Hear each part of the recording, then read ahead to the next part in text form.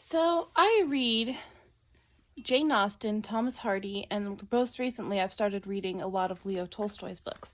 And something that I have noticed, I've also read the Bronte sisters, or at least I've read Jane Eyre. But there's something that I have noticed about the difference between male writers writing a male bad man and female writers writing the bad boy.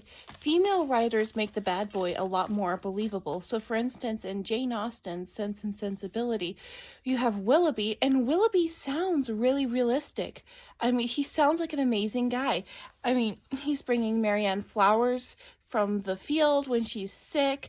He's like devoted to her. I mean, like, if you were to take a rom-com, you would think that he was the good guy. He's like looks amazing, he sounds amazing, he is amazing.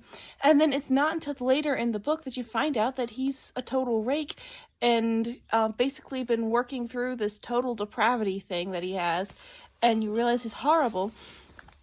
Whereas when you read Thomas Hardy's Far from the Madding Crowd or Leo Tolstoy's War and Peace, Sergeant Troy and Anatole Kuragin, you know right off the bat that they're horrible. Anatole Kuragin is reputed to be having an affair with his sister, of all people, and everybody knows he's already married the reader knows he's already married by the time he falls for Natasha.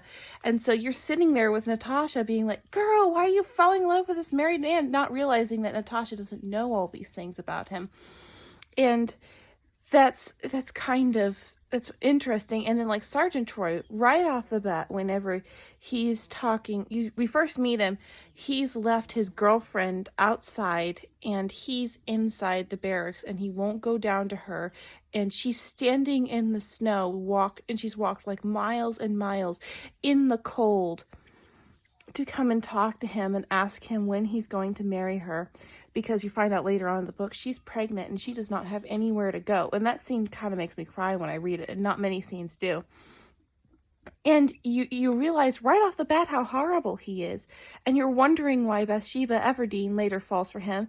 And it's like, what the heck is going on? But it's because guys are used to seeing the worst of guys, because guys don't have to hide how horrible they are to other guys if they're after girls.